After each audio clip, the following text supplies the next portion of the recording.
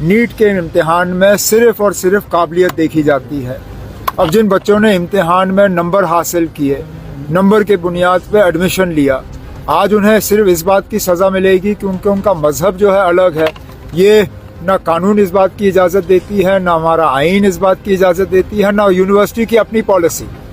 अगर आप चाहते हो कि मज़हब के बुनियाद पे सीटों का बंटवारा हो, एक तो जो हुकूमत से ग्रांट इन एड लिया जाता है वो ग्रांट इन एड लेना बंद कर दीजिए। जो मुफ्त में ज़मीन मिली उसका आप पैसा दे दीजिए और उसके बाद आप अपने यूनिवर्सिटी का कानून बदल के इसको एक ही मज़हब के लिए रखिए, हमें कोई एतराज़ नहीं। सड़कों की हालत इस वजह से ख़राब नहीं है कि उन पे काम नहीं चल रहा है। सड़कों की हालत थोड़ी खस्ता है क्योंकि वहाँ पे काम चल रहा है। रोड वाइडनिंग का प्रोजेक्ट है, 4 लेनिंग का प्रोजेक्ट है, टनलों का प्रोजेक्ट है। अब इसमें सिर्फ इतना है कि जहाँ टनल का काम चल रहा है वहाँ पे जो एग्जिस्टिंग रोड है कम से कम उसकी मेंटेनेंस होनी चाहिए। अब जो आज मैंने श्रीनगर से सुबह 6:30 बजे निकला हूँ, मुगल रोड से लेके बफलियाज से पूंछ से अब रजौरी, मैंने खुद सड़क का हाल देखा है। अब जो मैंने खुद जो आंखों देखा हाल है उसको मैं government of India Rajnath Singh साहब तक पहुंचा दूंगा, क्योंकि ये सारे बॉर्डर रोड्स की सड़कें हैं। मिनिस्ट्री ऑफ डिफेंस इनकी निगरानी करती है।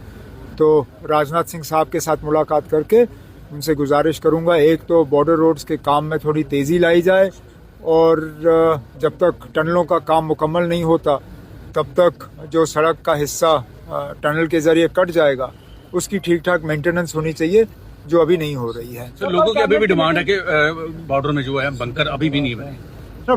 फिलहाल तो हमारी कोशिश है कि हालात ठीक रहें, लेकिन जो बंकर बनाने का एक सिलसिला है वो चल रहा है, आगे भी चलता रहेगा। दोनों चीज़ें, क्योंकि कुछ लोग कहते हैं कि इंडिविजुअल बंकर होने चाहिए। अब हर किसी के लिए बंकर बनाने के लिए जगह नहीं है, ना उतने साधन हैं हमारे पास। तो जहाँ हो सकता है वहाँ इंडिविजुअल बंकर, और जहाँ मुमकिन नहीं हुआ वहाँ कम्युनिटी बंकर जो है वो बनाए जाएंगे। सर, मेडिकल कॉलेज में एमबीबीएस की सीटों को लेकर जो विवाद चल रहा है, क्या कहना है सर? किस वाले मेडिकल कॉलेज में? जो मेडिकल कॉलेज, तो उसके बारे में कहने की जरूरत ही क्या है ना। जब उन्होंने यूनिवर्सिटी में मेडिकल कॉलेज बनाने का फैसला किया, ये जानते हुए किया कि मजहब के बुनियाद पे सीटों का बंटवारा नहीं हो सकता। उन्होंने नीट के इम्तिहान को जो है उसको मंजूरी दी। नीट के इम्तिहान में सिर्फ और सिर्फ काबिलियत देखी जाती है।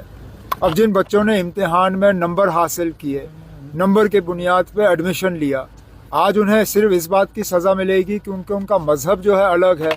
ये ना कानून इस बात की इजाज़त देती है, ना हमारा आइन इस बात की इजाज़त देती है, ना यूनिवर्सिटी की अपनी पॉलिसी।